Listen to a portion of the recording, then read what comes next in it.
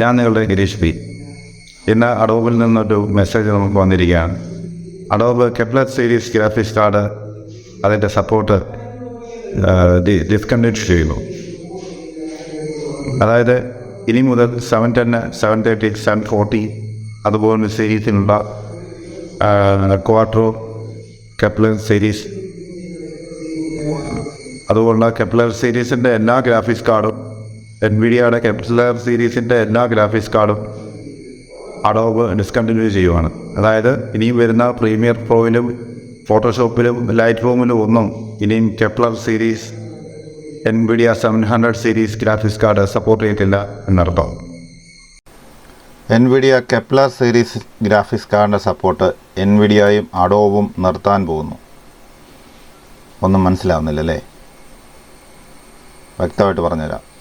Nvidia 700 series, അതായത് 710, 730 അതുപോലെ 700 series graphics കാർഡിൻ്റെ എല്ലാം സപ്പോർട്ട് എൻവിഡിയയും അഡോബും നിർത്താൻ പോവുകയാണ്.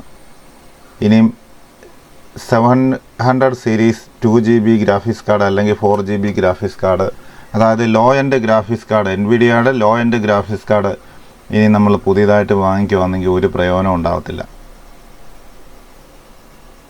കടകളിലെല്ലാം ഈ ലോ എൻഡ് ഗ്രാഫിക്സ് കാർഡായിട്ട് കൊടുക്കുന്നത് എൻവിഡിയയുടെ കെപ്ലറിൻ്റെ ഗ്രാഫിക്സ് കാർഡാണ്.